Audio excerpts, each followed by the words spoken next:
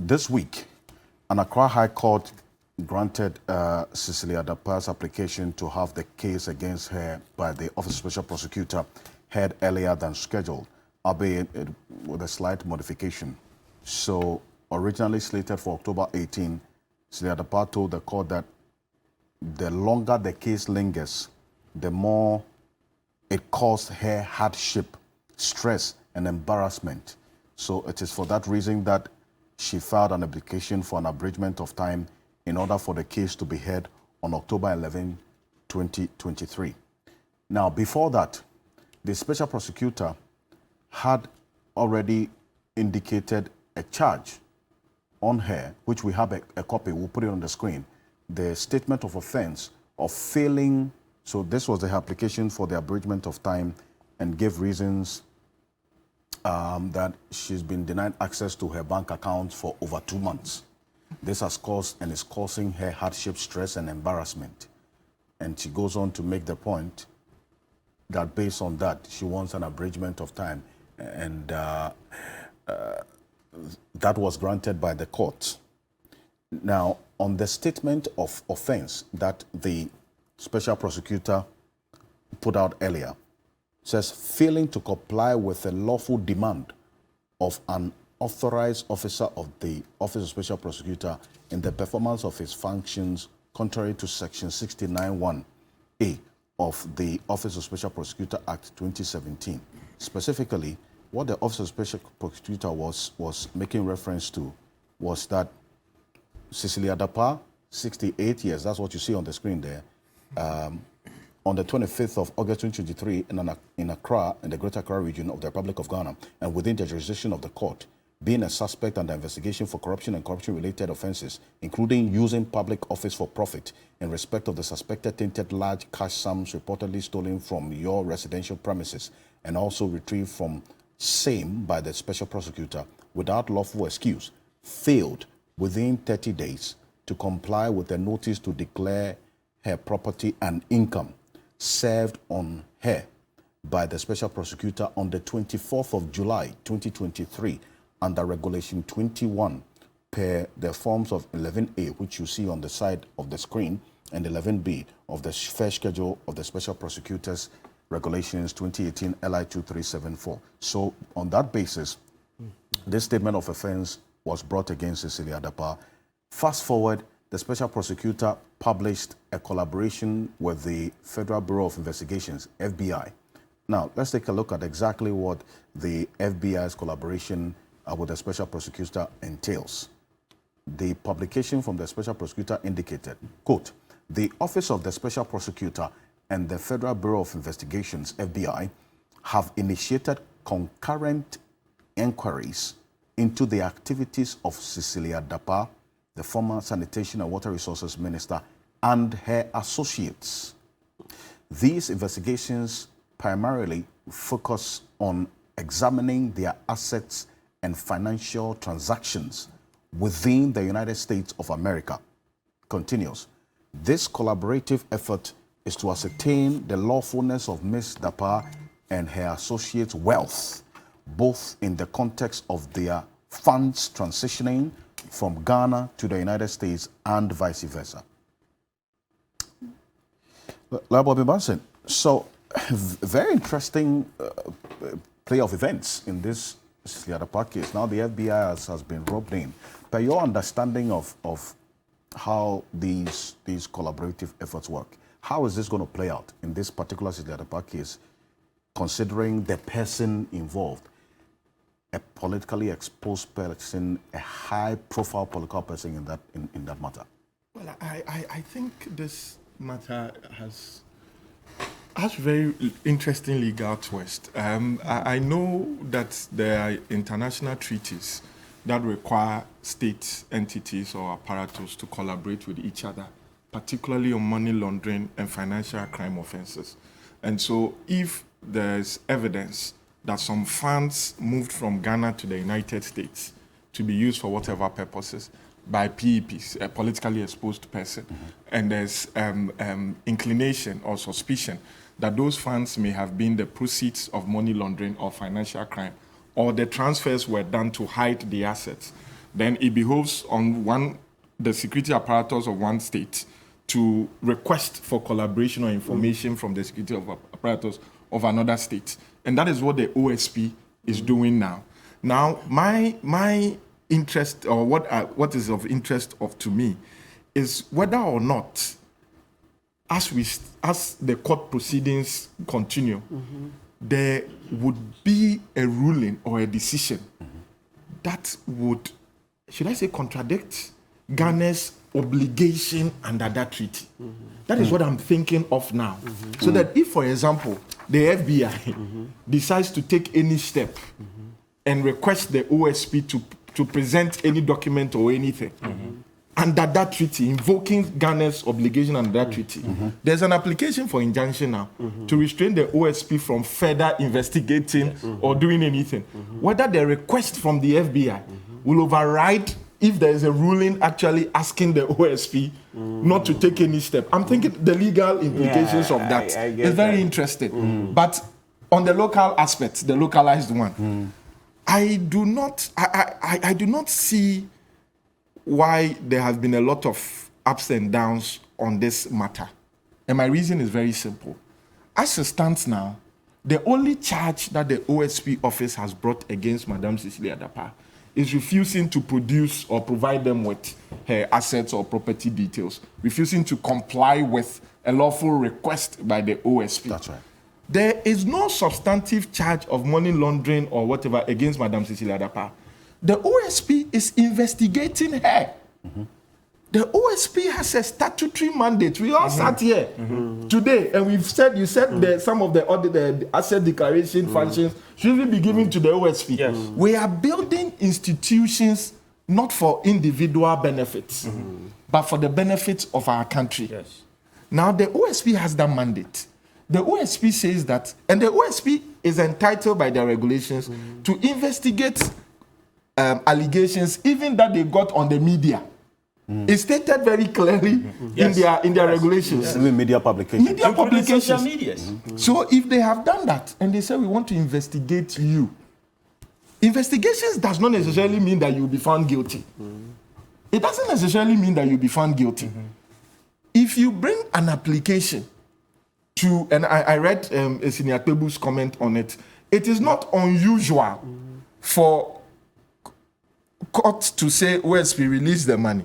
They released it. And then they later say that we are seizing it under fresh charges. There is nothing illegal about it. Because until you are acquitted, the word is acquitted of a criminal charge, every state entity can bring the charges again. So there's a difference between being discharged and being acquitted. Now, the first step that the OSP took was to bring an application for a confirmation of the freezing order. That was the first step. The High Court judge refused that application. That application didn't mean that the High Court judge had acquitted Madam Cecilia Dapaah of any charges, because at that point there were no charges against Madam Cecilia Dapaah. They say, we want to investigate you. We have found these monies or these assets. Per our law, court, keep it, freeze it, so that we finish the investigation, so that these funds are not dissipated.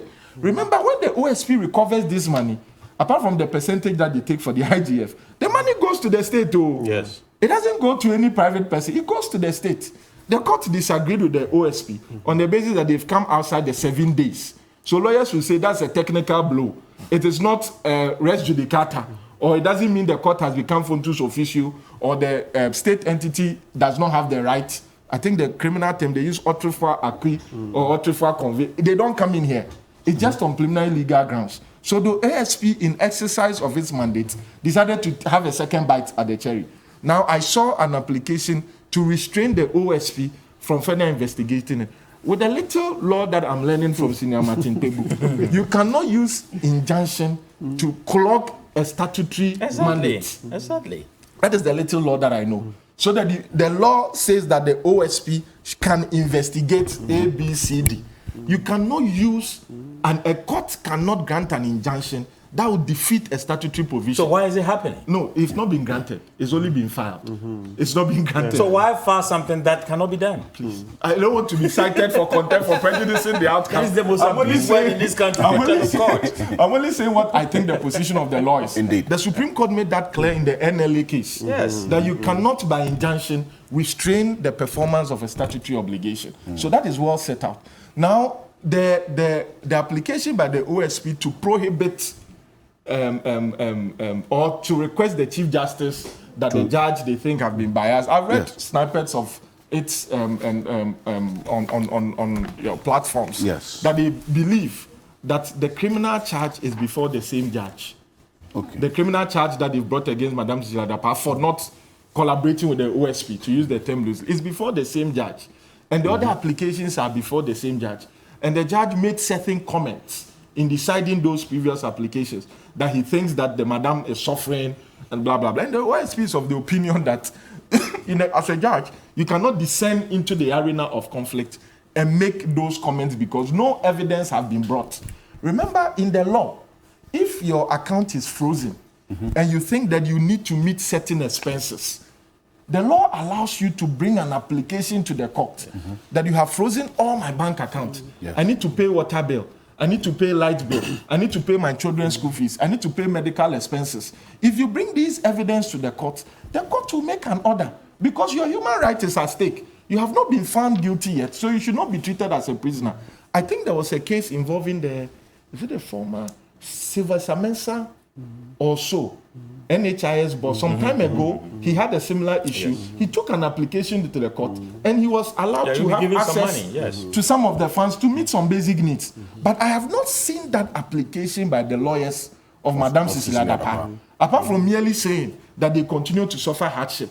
Because when you do that, it's as if the OSP does not have the right by law to do what they are doing. If you say there has been exercise of discretionary power in a way that is arbitrary, that's Article 29, 293 or so, as it states, then the burden is on you to do that. But I don't think that merely refreezing your assets after the court has ordered that it be released to you may constitute the basis for that argument. But like I said, we all want to see how this will pan out, because we want to build institutions.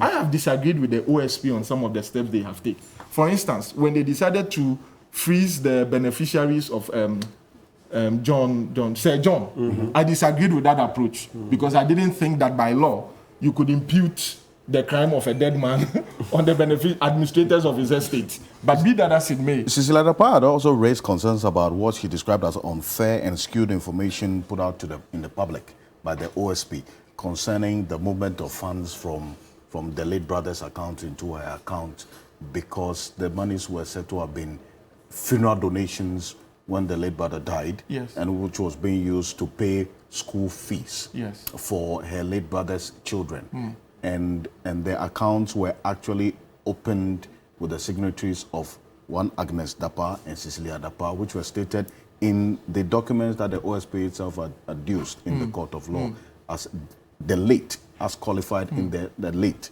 But the information as was put out earlier was that there was the transfer of funds between those two accounts without any proper justification for it. Well, if the team is of the opinion that the communication from the OSP's office to the media or on their media platforms is different from the evidence that have been left or the evidence at hand, my question is whether or not that communication would constitute enough basis to say that the OSP is acting capriciously or arbitrarily or in a manner that shows that they want to exercise their discretion to attack Madam Cecilia Dapaah.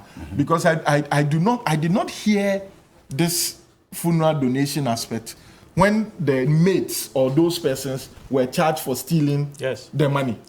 When they made the complaint, the charge sheets that were read, they said the monies belonged to the complainants. I did not hear this funeral aspect explanation. And so, like I said, there are a lot of interesting twists in it. But for me, I'm interested in how there would be the effort to support the OSP if the OSP is going out of its jurisdiction, I'm sure Mr. Tebu will be the first person to raise it. But if they are going within their jurisdiction, I think that they must receive some level of support. Because it's a very difficult office. We know the first person, how it ended up. This person he will not be perfect. He is trying. He may find it wrong. He may find it right. But at least let's allow him to explore the legal angles, as it were, the legal possibilities. Because whatever decisions that will come out from the courts will be precedents that will guide future conduct by the OSP's office. So I am all in for all the applications that have been filed by Madam Cecilia Dapaah's lawyers. And I'm all in for the steps that have been taken by the OSP. Because this is the first time we have an OSP. And so the decisions by the courts will guide the future conduct of the OSP's office. It's not strange for human rights courts or courts to make pronouncement that will change the criminal procedure or how things are done. Like Senior Tebu went to court to say, if there's a bail bond and you don't pay, it doesn't mean that you can go to jail. It's only a contract matter. He went to court to change that, and the fact that the 48 hours, blah, blah, blah, all of those things. So if there are court scenarios like this, we all want to know how it will end up. But I do not think that as it stands now, there is any effort by the OSP to particularly identify one person, to make it look as if I'm intentionally going after you by still taking your money. In fact, I saw some argument that OSP could even be liable for contempt of court. Some lawyer, making those arguments that OSP is contemptuous by refusing the money. Mandate doing his job. To be doing his job. Why are we using the law to do this to ourselves? You make it. It's like you are playing into the hands of the public to make it look as if, why the court has ordered, why do you? But we owe a responsibility to educate people to the best of our knowledge. We may not always be right, but at least we say as we know it, and then we let the judges be the best judge of our opinions. I see, but quickly, what dynamics does this new FBI collaboration bring to this case? That is what I said, that I want to see if the if the judge grants the application for injunction filed by Madam Cecilia Dapaah's lawyers and say OSP should stop investigating it, Madam Cecilia Dapaah. If there's a request by the FBI under that international treaty that Ghana is a signatory to, whether OSP can say, please, we've been asked by a local court not to investigate the matter, so we cannot comply with Ghana's treaty obligations. Because the Constitution of Ghana states that every treaty signed by Ghana has the obligation to comply with international law. The Vienna Convention of the law of treaties, a state cannot use its domestic law to avoid this international law. So that is the interesting dynamic. And if the OSP did that on purpose, I dare say that's a very smart move. It is. It is. That's a very smart move. Because the local players are not playing the game well, so because if he thinks that there may be, because there are anti-money laundering checklist reports or financial crimes that every country, you are ranked. Let me put it that way. And so if it comes out that the Ghanaian courts are not assisting the OSP to comply with Ghana's international treaty obligations, we remember some time ago, we struggled. If you are transferring money from Ghana, there were some limitations with the EU, because they said $10,000. You can't take more than that. Matters. We call it the So if we do not have these things pan out well, we may be blacklisted again. Yes. Because we have suffered it before. Yes. And so that is the dynamics that it brings to this. And the OSP has put it out there in the public, perhaps for everybody involved, right from the court to us to know that this is not about only the OSP in Ghana. There's an international treaty obligation involved. And let's see how that will go. Let's see how that plays out. Professor Nchi, I'll bring you in here at this point on this particular case. And as this plays out in court, the evidence being adduced every step of the way as well, this week, the FBI's collaboration, the intent of this collaboration, as per the communication given by the special prosecutor, is to authenticate the legality of the wealth of, and then also the transactions of Cecilia Dapaah and her associates within the United States as well. You've lived there, seen how the system plays out in such instances. from your knowledge of the structures of collaboration that the FBI has with other international bodies, how will this impact on this case? Alfred, if you sign up to international treaty, it means that you are bound. You are bound by that treaty. And what it means is that because Ghana signed up to the international treaty of these laws, we are bound by anti-money laundering laws. Now, U.S. have what they call the Patriot Act. The Patriot Act means that if I take more than $10,000 on me, I cannot fly with more than $10,000 on me. So if I get to the airport, I have to declare the money that is on me. If I under-declare that I have, let's say, 9,000, and then they find out that it is 10,000 or more, that money will be seized. And as we see, it appears that the woman sent some money abroad, and they should look at that. We remember in the bank manager who has been jailed, there was money laundering issue also involved in that process. So what is happening is that I believe that to treat your facts with imagination is one thing, and to imagine your facts is another thing. So are we imagining the facts of what is going on? The special prosecutor is being frustrated by this process. And I think that Chris Hughton, I'm just using Chris Hughton as an analogy, as the coach, you know, it's now bringing in foreign players like Inaki Williams and the others to help because the local players are not helping us win the games. So the special prosecutor saw that we need the foreign treaty agency like the FBI to come in because some of the money has been sent abroad and we have some of the fact sheets. Then they should come and prove why the money has been sent abroad. But I have a problem, a little problem. And the little problem I have is that when the judge said that the Madam Dapaah is suffering, does he understand suffering? Do you know a farmer who wakes up, morning dew, what it is? Morning dew. Go to the villages, people wake up 4 a.m., 5 a.m., walking 5 miles, 10 miles to go to their farms, and some are beaten by snakes. At the end of the day, they have only little to come and feed their family. That is suffering.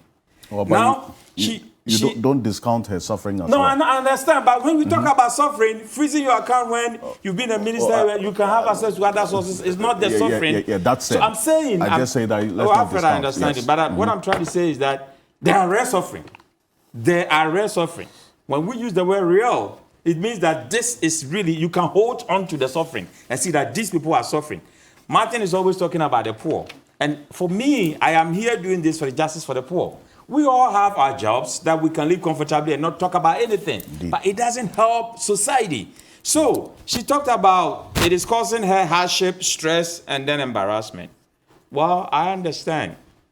But there are people who have faced more hardship because of our politicians who have siphoned money into their individual pockets, and the people cannot have access to that. Look at our roads. Are we not suffering? Indeed. Our cars are breaking every day. You have, whether you have money or not, you have to go to the mechanic and fix it, else you can't even go to work. So the people are also suffering because of bad leadership in our country. I'm not saying this, but I'm just generalizing it to see that when we want to fix our problems, all this embarrassment that she's talking about, the hardship and the stress, the ordinary Ghanaian is also going through the same thing.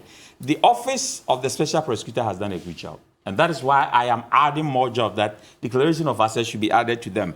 Because when you see that the local system, the law, because we know he has a statutory, function. And having a statutory function, when you have some high courts, putting injunction that you can't probe the woman and the woman feels intimidated and all that. He's doing his job.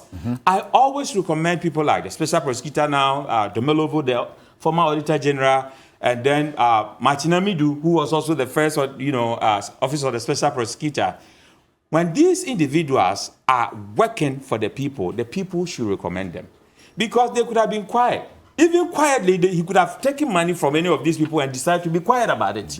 And we'll not hear anything about that. But when they are fighting for us, we, the people, should not be quiet. When we are quiet because we think that this is their own fight, it is not their battle. True. They are fighting for Ghanaians, the poor Ghanaian. That's what they are doing. So we should all support them. But when we leave it to the politicians who come and say, use all kind of words and use the same law to intimidate people, I think that the most abused word in this country is contempt of court. It is like being said you have an attitude in America. Because when America and a white person say you have an attitude, it means that they can't hire you. You have an attitude. So it's an abuse word there. But here it's contempt. So it's like, the issues at court, you can't talk about that. The issues at court, you can't talk about that. And it scares people, but you have the right to express your opinion based on the facts I think about the issue. There are boundaries to which there you are can boundaries, speak but I am entitled to my that. opinion about the facts that is out there, right? The fact is that the Office of the Special Prosecutor has a statutory function to do his job Indeed. on allegations of corruption. That's exactly what he's doing. Now, a judge who is not supposed to do this has filed that no, he cannot continue. Well, that's because the Supreme Court ruling is clear. If you have a statutory function, you're supposed to do your job. But the that reason injunction why has not been granted. it has not been granted, but he has filed. Yes. And I think that there was no need to file it. You know, because it's like being heckled. You know, you punch somebody and you heckle the person, just buying time so that the boxing round will end. That is exactly what I see there. But in the end, I'm asking myself, how will Madam Cecilia Dapaah be remembered? I think that this issue, I'm not impressed by the twist of events, the way it has been. But it is because of the way we can use loopholes in the law, you know, the murdy areas, you know, to escape from these things. But I think all in all, what Ghanaians are looking for is justice.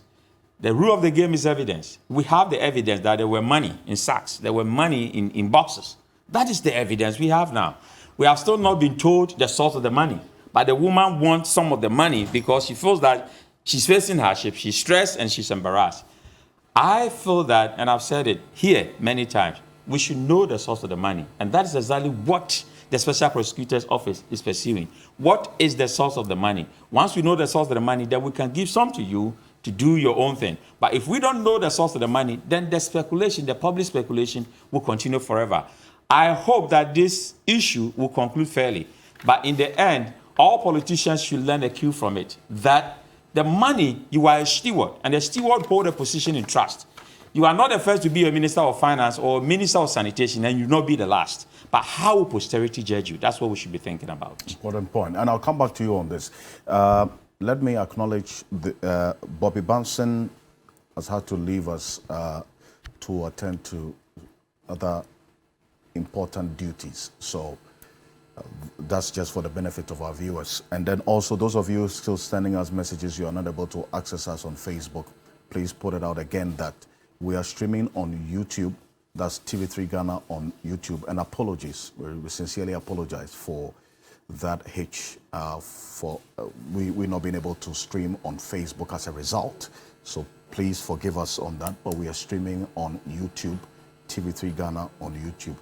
Lawyer Marty People, this week you had a very interesting encounter with, in fact, we're also streaming on 3 News, TV3 News on YouTube. That's TV3 News on YouTube as well. So those 2 platforms, you can watch us. You had an interesting encounter with Cecilia Dapaah this week. Well, the pictures out there tells a story based on the posture and also at least the positioning of the bodies in the picture. We have that picture of you and Cecilia Dapaah. The report was that she was actually warning you to stop your commentary on this matter. That is unfair, and you are also causing her stress. Yeah.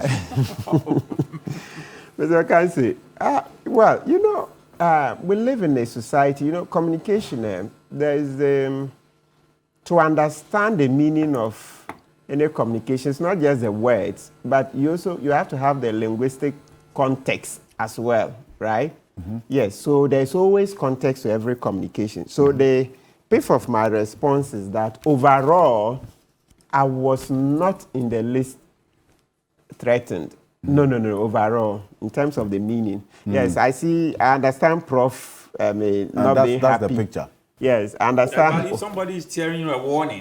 So I'm that type. You know, this space we've entered, okay, being pundits on these published shows and the rest, taking on politicians and the rest. So over time, I've tuned up. I've psyched up that, yes, I'll also receive similar treatment. Yeah, I've psyched up for it. Mm-hmm. So because I've psyched up that, I'll also be this, what do you call it, smeared, attacked and everything. What she didn't move me at all. You weren't threatened? So, at all. I didn't feel threatened. And so, yes, I understand. Prof has made the point that she shouldn't have. Yeah, I get it. But I think I had so much empathy for her. Yeah, I did, because she was saying that, look, this matter, hey, these things happen. I'm not the only one, like when you want to translate it, meaning that just be careful. She's not guilty yet, so she doesn't understand why there's so much commentary on the case, blah, blah, blah. Yeah. And so, like I said, I was filled with empathy for her.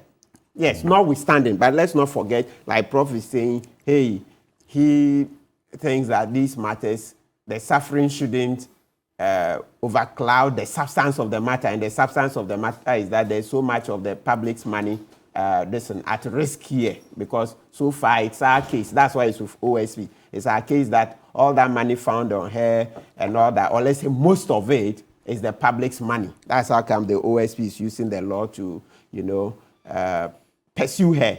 So overall, please, the pith of the matter is that everything she said, no, I wasn't moved. I'm not threatened. I understand her. And so I even made it very clear to her that, as for the discussions, we will continue, because it's a public duty under Article 40 of the Constitution, right? 41. That's the duties of a citizen. We have to help to protect the public purse, 41, right? And so there's no way I would say that, because Madam Dapaah is not happy, then all the commentary will cease. No, I can't abdicate that public charge. I can't. Under Article 41, the duties of a citizen, okay? Duties of a citizen, one of them is to protect and preserve public property and expose and combat misuse and waste of public funds and property. To protect and preserve public property and to expose and combat misuse and waste of public funds and property, among other things, right? Promote the prestige and good name of Ghana, all this, uphold and defend this constitution. So many of the duties come in. So that's why for me, I felt that, let her vent her spleen. It's fine. At least she'll feel better that she had the opportunity. So what did she, when she, was there a confrontation? What did she tell you? Did she threaten you? Was there any anger, expression of anger? What exactly did she say? So the picture speaks for itself, okay? But as I said, for me, don't take it literally, the warning. I said, look, that's the way I am. And as I said, this space, Prof, you and I, we've come here. We read the social media comments. People say, some will even tell you that we wonder, did you go to law school? Did you pass exams? I've had worse comments. So this one didn't move me at all. What did she say to you? So I can't say. So the first one, a picture is worth 1,000 words, right? A picture is worth 1,000. So that's where you see the warning. So she warned you to stop. But I don't, that's what I'm saying. That's not my understanding of it. Okay. What you see, I'm telling you that from my heart of hearts, I don't feel threatened. She's in pain. Yeah, so Prof, you're espousing the principle. And she wanted to vent on you? She needed a bit of empathy. So she even said, look at this, my husband, 81-year-old, with a walking stick and all. She was asking for empathy. And I gave her a little bit of that. And so I'm all guided by it. For me, the main object is that we will continue to discuss. So whatever she said to me, it's of no, to say it's of no moment is not correct. It's her side. She's in pain. She had to vent a bit, please. She had to vent a bit. And it wasn't nasty. It's normal. Hey, now, Brantia, the way you've taken this case so seriously, so much commentary and all that, why? We are not guilty. And then her lawyer came in and said, yes, we haven't even seen their evidence, meaning that they are innocent. And true, the Constitution grants them innocent until proven guilty under Article 19 of our Constitution. A person is innocent until proven guilty. That's a criminal but law. We have some information that her lawyers made a specific statement, which I would not repeat on this platform, but you know. Yes. Her lawyer made a statement. Yes. Yes. So to be candid, it was that one that I sought to query. I said, no, that one is not on. We will not repeat that. But as for Madam Dapaah, look, to be honest, despite the warning you see, overall, meeting her, it was a sweet encounter, so to speak. A sweet encounter? Yes, I'll call it so. So you like to be warned? Yes, it's very important. No, this work, when you do it, why do you think we come here? You see that we talk about the politicians based on our own personalities. Yeah, you are in the saddle. People at the back have to tell you, that, hey, this is not going right. Look here, look left, look right. So if you can't take feedback from people behind you, then you have no business coming to the public space. Yes. So, and it's good. So it's that each time I'm talking about the case, since then I remember her, Madame Dapaah, saying that, hey, but be careful. Just be careful. Don't run me down. So it's good. It's a sharp reminder of the constitutional provision that she's innocent until proven guilty. But we also must perform our constitutional duty, the same constitution, and Article 41, saying that we should uphold the constitution, we should fight to protect public property, etc. So you see that the provisions come, they work together. So it's good on that one. Maybe we should go to the substance. Indeed. I mean, if for you it was a sweet encounter, why would we even stress ourselves on it? Yes. So it is indeed a sweet encounter. Yes. But to be honest, that's the truth. Okay. I don't get moved by so you weren't shaken to the bone. But I've been insulted. People have attacked my certificate. People say you haven't even passed the exam. Even social media, people say I've lost all my cases. All manner of things. Yeah, they say a lot of things. They say you're too emotional. They say, you don't even understand the word emotion. Hey, you understand language. You see corruption and you don't get emotional, then you are corrupt yourself. How do you maintain neutrality when politicians are looting us? Like Prof will tell you that example of the man who gives 10 cedis as chop money for the whole day. When 10 cedis may not buy a drink for you and etc. So when I see people misusing the word emotion, I'm like, wow. Why don't you read up? You know, sometimes it's good. You just say everything is on your phone. Google emotions. People are doing PhD in emotions. Okay. Meaning. Yes. No, all philosophers, they've said it. You see corruption, you see evil, and you don't get agitated, don't get emotional, then you are corrupt yourself. Yes. So when you say somebody is emotional, I don't understand. Do you understand? Has he spoken? Listen to the words. And the emotions even added. That means we are condemning it. Indeed. So the emotions play this. You remember Obama? You were in America at the time, right? They tell that he was too neutral, he was too aloof. Americans complained that he didn't show enough emotion. So when I see Ghanaians, people on social media say too emotional, I'm like, wow, okay, differences. And it was the balancing effect that Donald Trump brought a lot of those emotions to play. Exactly. And well, it has its own consequences as well. But you see, now to the yes. This collaboration now we're talking about between the FBI and the special prosecutor, if you look at the crux of the matter is that first off, they are to focus on the examination of the asset and financial transactions of Cecilia Dapaah and her associates within the United States, and then also to ascertain the lawfulness of Cecilia Dapaah and her associates' wealth, both in the context of their funds transitioning from Ghana to the United States and vice versa. How is this going to play out based on your understanding of the local law, and especially how this particular case has panned out with this injunction yet to be heard in the court of law? So number one, I mentioned earlier, we have what we call the Vienna Convention on the Law of Treaties. The Vienna Convention on the Law of Treaties. Now, one of the provisions is that as a country, Ghana as a country, we can't use, so when you have a treaty with another nation, you can't use your local law to avoid your international law obligations. No. So if you sign up to a treaty to collaborate, you will collaborate. You can't say, oh no, but there is a domestic law that says that I shouldn't collaborate. You can't do that. It's not allowed. That would be bad faith. So you approbate, then you reprobate. No. You give with the left hand, then you take with the right. No. It's simple. If you sign up, then you must deliver. You sign up to the law, deliver. You can't run under the rubric of your local law to avoid your international law treaties, treaty obligations. So for me, what I see is that, yes, the collaboration will go on. It will go on. But of course, there's also committee, so they will be careful not to also do things that will spite our courts. You see, it's a balancing act. Yeah. But there's also that duty not to unduly do anything that will spite our courts, because then that one, it even endangers the collaboration. And so I think they know how to go about it. They know how to go about it that it would not affect the dealings of the court or the hearings of the court. So one of the ways is not to publish what they are doing. So they will be very confidential in what they do, very, very confidential. So those things won't come out. That's the first point. Then the second point is, yes, they are coming in.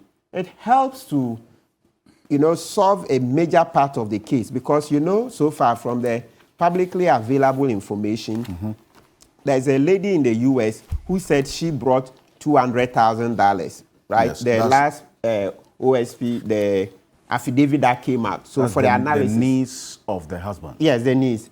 So she said she brought $200,000. Yes. Great. Then and that is against the Patriot Act. Exactly. So how did you bring it? Yes. Then now there's trouble. There is no bank account evidence of such a wire transfer. And that's what Prof mentioned earlier. So how did you physically bring $200,000 from the US to Ghana? That's a big question, multi-million-dollar question. So you see that the FBI will go into it. How? So is it that the money was often done? And you see, so far, another very key part is that it's not as if she came to Ghana 20 times. Then we say that, okay, each time she had about $10,000 because that's what you can carry fiscally, right? Not more than $10,000. She didn't come here 20 times. Or is it that each time she was coming, she gave the money to other passengers? So far, she's not giving that evidence. She's not giving the evidence that each time she was coming, maybe she had $30,000.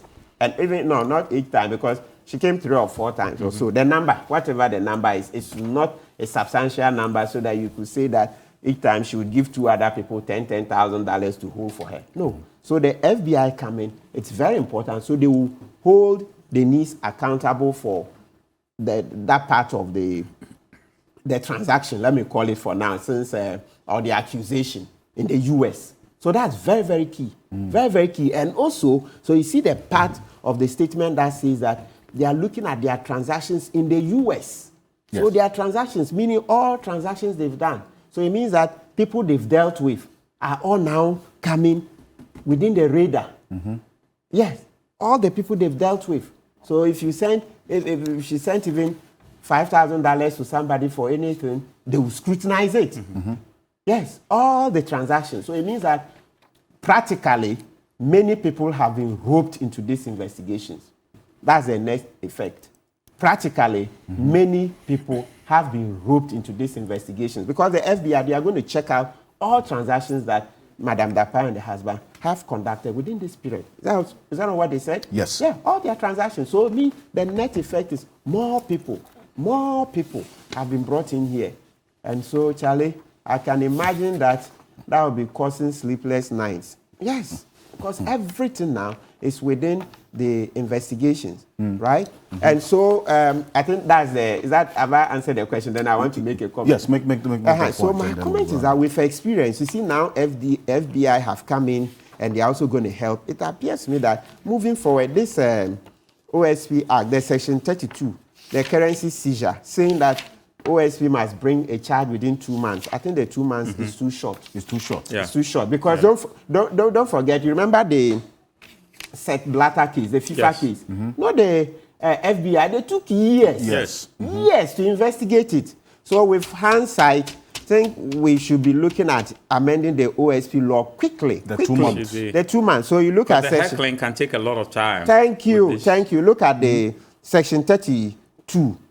Subsection 3, it says, where the special prosecutor fails to prefer charges within 60 days after the seizure, the special prosecutor shall release the seized property to the person from whom it was seized.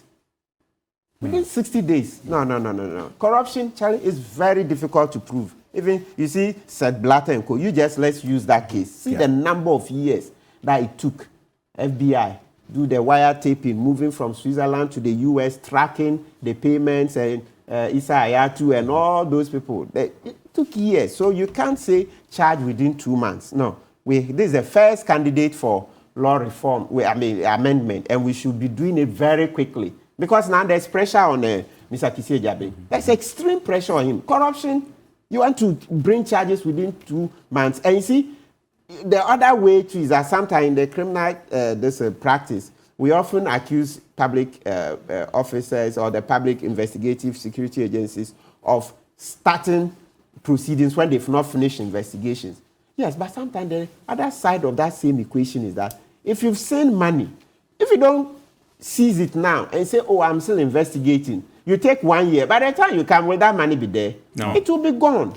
So this one, on practical grounds, I think we should be looking at quickly amending the law. There are several other issues with the OSP law, but that's not the subject for today. So maybe we'll shelve that and let me come back to any other substantive question you have. Indeed. You want to make a quick input? Yes, I just want to make. I want to talk quickly how the FBI works, because I was the Ghana Association president in Cincinnati, Ohio, for a lot of times, and we had some Ghanaians who were working and making income that were suspicious.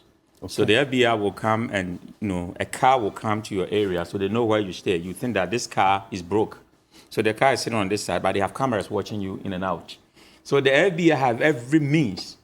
There were also some Ghanaians that I knew were dealing in drugs. We're having an event. The FBI talked to me as the president. The lights were off, and they whisked them away. So they know they are very effective in doing their job. So I know the African markets, most of these people who siphon money to, America would use the African markets. That, take the money here, and then, we also use it to buy some stuff, and then we take the money down there. And a lot of our politicians have houses in the U.S. where they had the money from. But walking and driving any time around the country, and I see the level of poverty. And you have that poor mentality of leaders thinking about building properties abroad. When your people are suffering here, I don't know where we had those values from. Because when value leads, we all win. But it seems that we don't have the values to think about our own people. We're thinking about wealth. And wealth is nothing. That education should get to the ground. What is money? Money can be used for only three things. For something for good, it can be used for bad, and then it can also lie idle. That is all money can do. It can be used for something good, it can be used for something bad, or it can lie idle. The way we have built a culture of chasing money, money, money. I had 2 students. In US, I asked my student, if you get $5 million now, what will you use the money for? And all of them told me, we'll give her to charity. I came to Ghana, he asked my student, when you get 5 million Ghana cedis, what will you use the money for? I'll buy a car, I'll buy a house. So you can see our orientation is terrible. We think that this property make people happy. But we know from Prince Kevin Boateng that when he signed a contract with Tottenham Hotspur, he said he bought 3 cars a day, but he realized that it did not give him happiness after just 2 weeks. Okay, stay with us, because right after this quick break, we'll touch on the UTV invasion and then also a brief on the Attorney General's, 30 seconds on the Professor Boateng case. Yes. Yes, the OSP asking for the judge to recuse himself. Yes. Martin Amidu has written a long brief. I don't know if you've seen that opinion on the OSP's request to have the judge changed on this particular case. But yes, you make your point. Why exactly do you think that call merits any attention by the court? Well, so basically, the Cecilia is in the saddle. And I like the way they went about it, that they didn't disclose the grounds. Apart from the one that we as lawyers can guess, the comment that came that Justice Chu had stated that Madame Dapaah was suffering. They suffering to that from yes. Opukwenchi wouldn't have any of it. People are suffering. Yes, I get it. On the grounds, people are really suffering. So that apart from that, which came out and is not attributed to the OSP, they've kept the contents secret, and that's commendable. So the Chief Justice will look at it very confidential, and then they will come out with a decision. So the point, she will come out with a decision. So the point I want to make is that, yes, it's allowed within the law.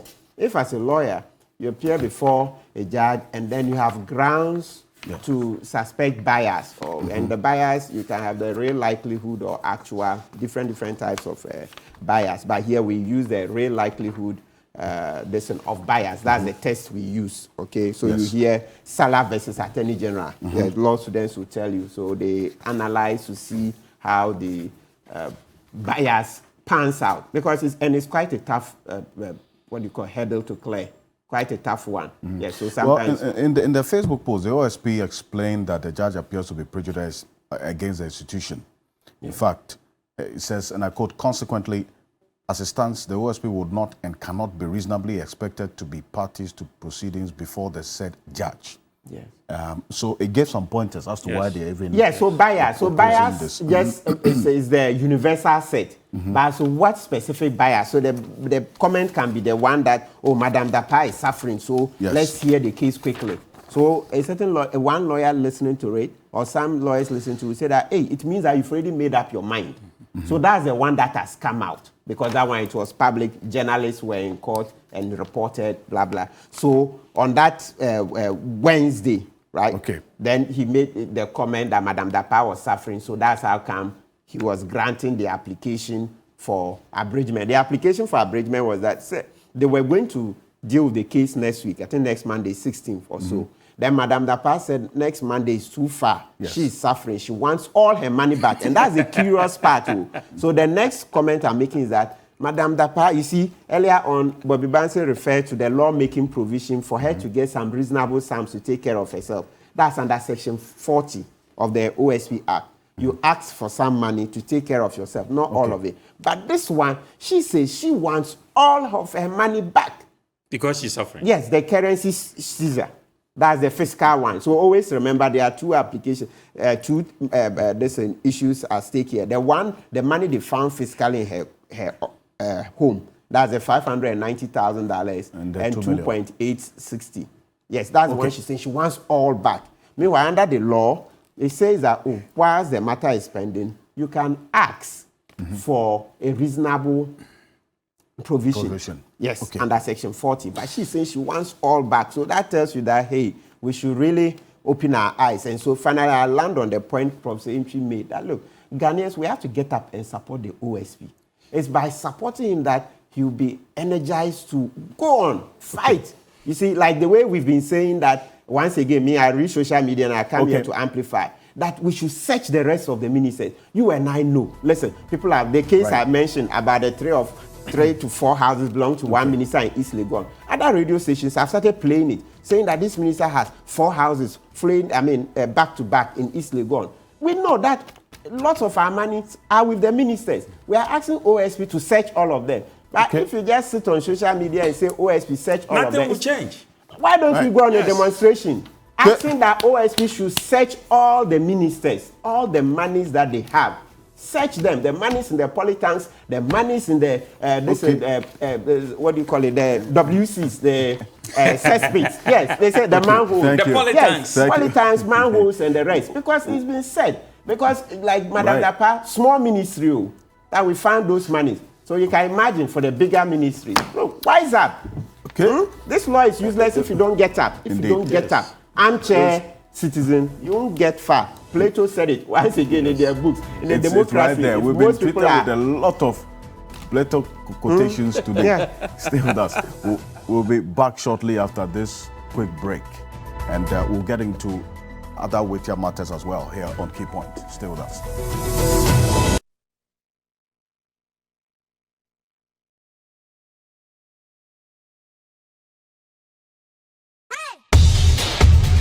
You ready? The biggest bonus ever! Promotion with cool prizes and many other bonus offers. Support 24/7. 1xBet gives you more. Use promo code to get your biggest bonus. This advertisement has been vetted and approved by the Gaming Commission of Ghana. Bet responsibly, not for persons below 18 years. Gambling can be addictive.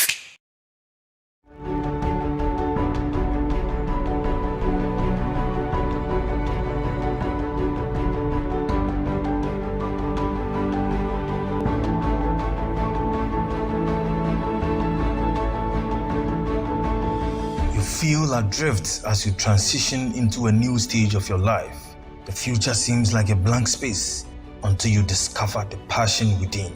The canvas of the future is yours to paint.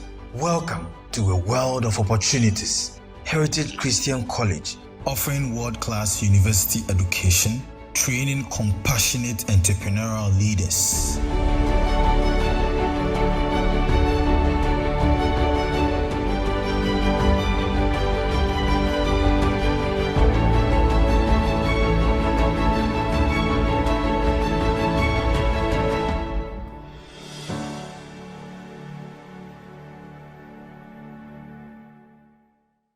Bet, we all day inside. Join and enter the free daily sports quiz and win up to 25,000 Ghana cedis every day. Simply register at pridebet.com.gh now to start playing. PrideBet, let's go!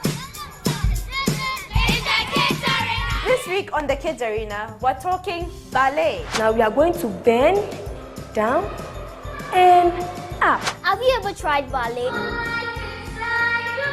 And are you ready for our game session as well? Who are you written for? Me, definitely. So don't miss out on all this fun Saturday 10 a.m. on the Kids Arena, right here on TV3. Kids Arena, this is us. This is us. It's the Kids Arena. Yay! Kids Arena shows Saturdays at 10 a.m. on TV3. Don't miss it. Do you wanna be a star? Mentor Season 12, which 16 will ace this, so we see them take over the stage in Mentor Season 12. What's your don seems fine, this I don't like so please.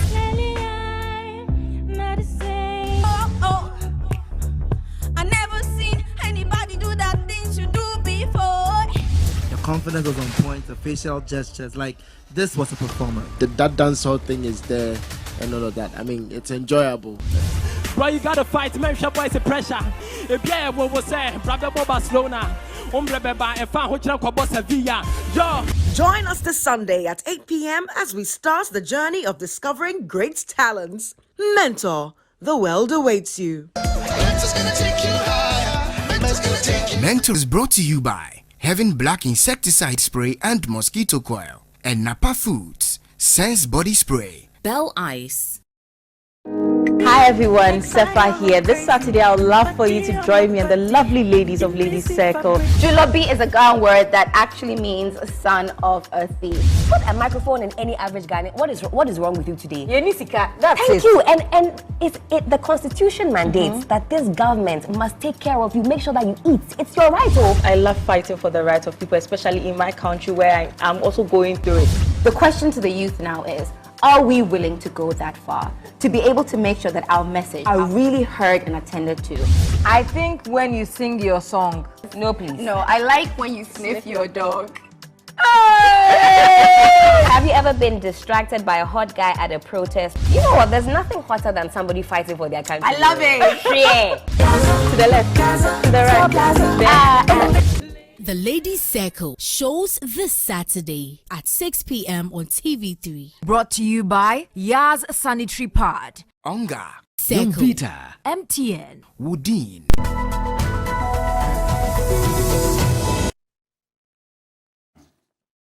Welcome back to Key Point on TV3. We're also live on 3FM 92.7, TV3 Ghana, and 3 News, all on YouTube. We're streaming there as well. Now, exactly a week ago, the evening of last Saturday, UTV was invaded by hooligans and associated, in fact, identified as members of the New Patriotic Party. And that's the video you see there.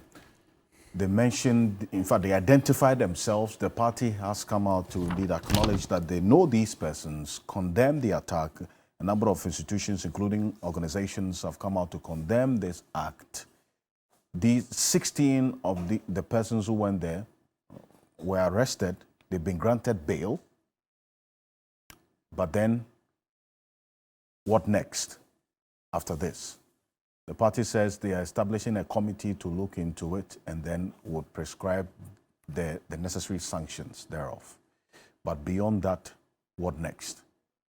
This is not the first time. If you hear the likes of Professor Kwabena Frimpong-Boateng, he makes the point that the failure of the NPP as an institution to deal with previous instances where party hooligans attacked a judge in a court in Kumasi, plus, that was same 2017, plus the national security coordinator in the Ashanti region who was handed out of office by the same group of hooligans associated with the party is what has emboldened some of these persons to act the way they did. Professor Nchi, what should be the necessary deterrent measure to send a strong warning that we cannot countenance hooliganism at the party unit so that it doesn't rear its head at the national unit, which has led to people's lives being lost even during an election? Alfred, I think that is a violent behavior, and any violent behavior, we should make sure that the law take its course. I believe that peace is more precious than perfection. But when you have a situation where the youth are being used, for all these dubious acts, and it doesn't help anybody. If you look at the Article 162(1) of our Constitution here, it talks about freedom and independence of the media is guaranteed. So if you go to the media, you're not supposed to have any censorship. We are supposed to, no control of the media, no interference by the government, and then we are not supposed to be harassed, of our opinions and views. And that even starts from editors and publishers. So you can see that, how do we build the youth beyond their normal limitations? Are we using, they are the public wealth. Any country that has developed, and if you look at the trajectory of the world now, the country or the continent with the biggest number of youth is Africa. Indeed. So we have a lot of youth, and what are they using their energy for? Just for hooliganism? Just to fight the media? I saw some of them, talking that if a program has been turned into a political program, then they have the right to go there. Well, if it's a showbiz and they are talking about politics, so because we are talking about politics, should people come here and vandalize and start to beat us? That's not what it's supposed to be. So this is a clear violent behavior. But, courage is really good. But without discipline, there's no durability. So it's good for you to be courageous, but if you are using your courage and the strength just to fight for the wrong in society, then that is fine.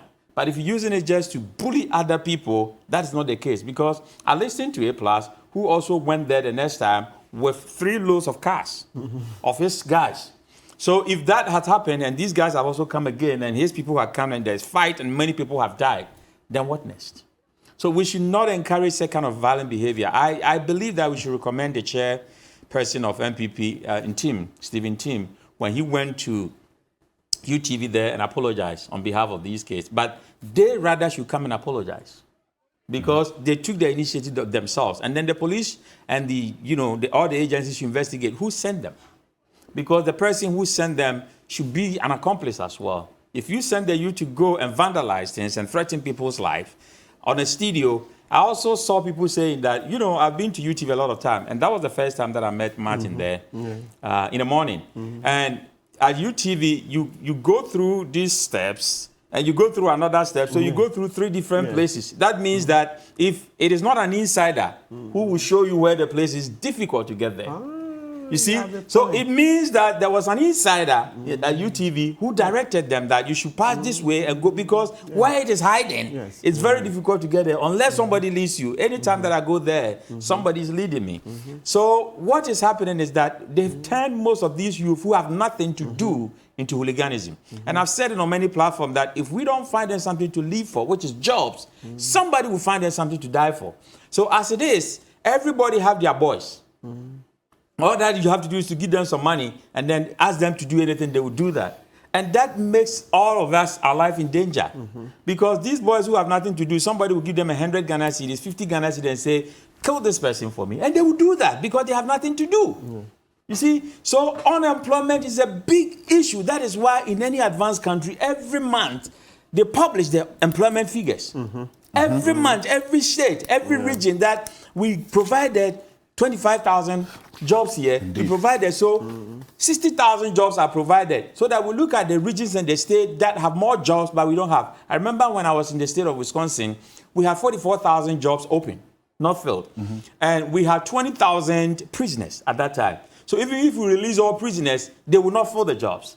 So what we did with the governor was that, and Scott was the governor, what we did was that we made an announcement at Minnesota and other states, Iowa and North and South Dakota, that there are jobs in Wisconsin, come here and do it. That is what planning is about. But these youth are all in Accra. Now we have 55 to 60% of our youth all in Accra. There's streetism. They are all in the streets, not finding any job. Some are carrying yams on their arms, selling them. Some have Dolce. I saw a man selling catapults. In Accra here, you are selling catapult. You know, and these things, how can you get money? So please, politicians, the money that you are stealing and then putting them in your houses can open jobs for your people to do. So that you'll be safe. If you come to a house, we have electric fence. We have all the, the clocks and everything, padlocks. Imprisoning ourselves in our own homes. Why? Because we are afraid of armed robbers. Find them a job to do, and they will not come and rob us again. Because the guys you see by the street every day, they are the same people who come to our house and rob us. You see? So I know. Somebody said what? I schooled at University of Wisconsin. You? Yes. Who stood at University of Wisconsin? You did? Yes. At Madison? Yes. Oh, yes. I know. That was 2 years ago. I was at the University of Wisconsin. Madison. I see. Madison is a very beautiful place. It's a college, obviously. It's a college town. So yes. Indeed, I can attest to some of the things you're talking about. So you can see that I've traveled a lot. Indeed. If I tell you this, please, the way we are using the youth is not the best. We are not using them to the full capacity. According to Gallup, they've done this research for about 50 years. We all came to this world with 34 skill sets that God gave to us. Among them, 5 are dominant. So every individual have a skill set that if we dig deeper, we can see where we can put their skill set into use and it will benefit the nation. As we are speaking now, everybody want to go into politics just to make money. But if your mindset is to go into politics and steal from the people, then God will punish you. Yes. Let me put it that way. I know people who steal money from their workplace. It's not politicians alone. People, even including pastors. People who steal money from their workplaces and go to the church and show affluence that I'm donating this money and it's a stolen money. I pray that any money somebody steals, God makes you pay back 4 times.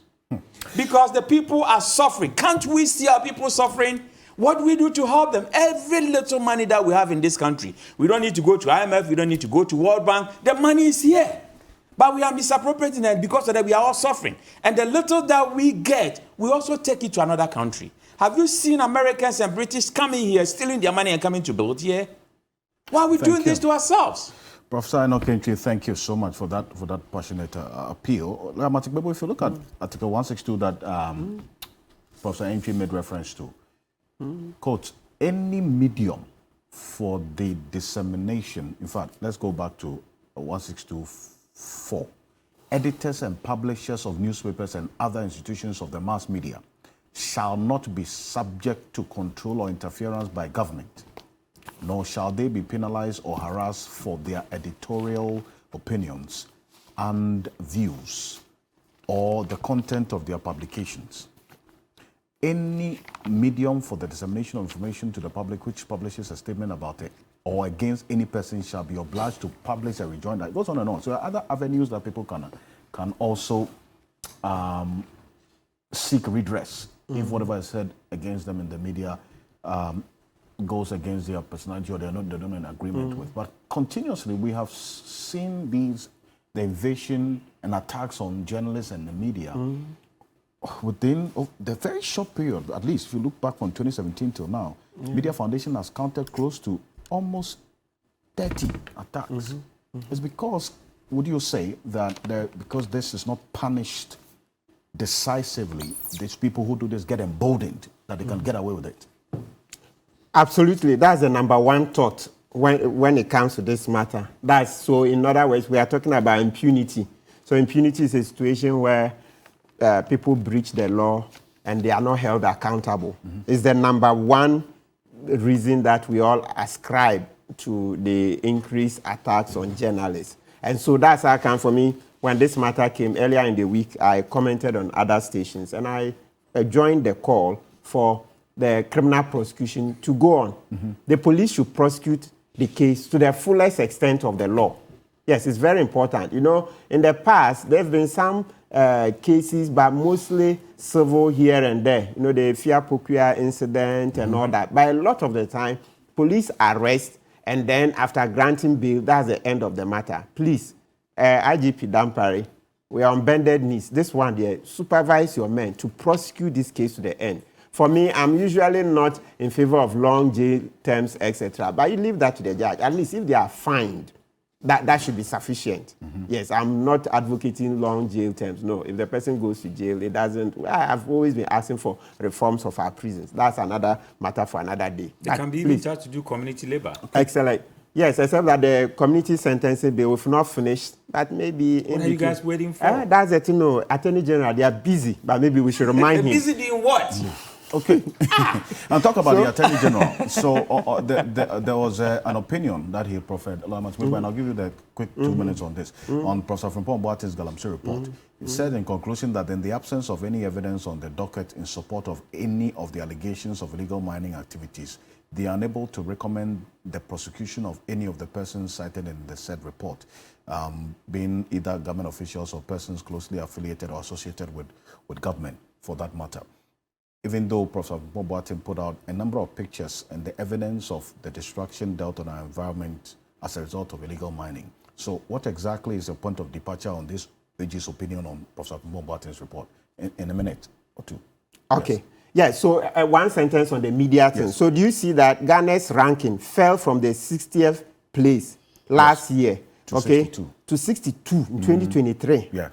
Right? And also the year before, you saw that we fell again. Is that not so? Indeed. So please, we need to take action. True. You know, the Delta Force went into the court, molested a judge, blah, blah, blah. All those cases, attack on BNI directors and all that, the National Security Coordinator for Ashanti Region, etc. Please, so let's prosecute this case. Indeed. Yes, this AG's report, I've said it ad nauseum, that this report is incomplete. It's a complete whitewash. Well, it beggars belief. Look, the Venerable Frimpong Boateng brought out a report. He brought pictures, the destruction in the Apaprama and Kobro forest, the pollution of River Ofin. So what we expected, and which is not provided for, which was not covered in the investigation, is that they would go to the forest and ascertain the destruction, and then go to Minerals Commission to find out if CNJ Alaska, whom Gabi Ochiridaku granted an interview to TV3 and confirmed that they had all the requisite papers, indeed really had the requisite permits. That's basic. Because Frimpong Boateng said there was destruction in the forest. So go there, ascertain. If you find that there was mining, go to Minerals Commission. Minerals Commission, did you give a mining lease? Because there are various types of leases, but this one, we are specific on the mining lease. Okay. Because to mine, you need that lease. Did you do so? If you did, then you go to Forestry Commission. Did you also permit that they go into the Apaprama and the Kobro forest? Then you go to Water Resources Commission. To use that water, you need a license from Water Resources Commission. You go to EPA, all those things. So this AG's opinion is very, very, very, very incomplete. And also we must condemn the AG insulting Sami Gyamfi, that Sami Gyamfi can make a comment on this matter because he graduated from law school not long ago. And that's ad hominem. Ad hominem arguments are when somebody is made a substantive argument, you don't attack his age. Then you rather go attacking his person, age and all those. Meanwhile, AG forgets that there are people in the AG's department that he is boss over now who could have given birth to him. They are far his senior. Far his senior. Some of them can have him for sons. Yeah. Lawyer Martin Pebo, thank you. Private legal practitioner, Professor Enokenchi, appreciate your time. Thank you so much. And definitely next week with the funeral of your father. Next we week. will definitely. So I expect all TV3 to be there. We will be there. Our condolences. On behalf of the team, Atupamina Hazel, Harriet Asumda, Mavis Asari, and Jude Amedo, Samuel Ametepe, Justice Bodo, James. Thank you so much for being here with us. I am Alfred Okanse, and Accra Academy Old Boys. Today is the homecoming at the premises of the school, Accra Academy. We will all be there. Wombashia, and there will be a medical screening with some Sheleshi as well. So have a great week.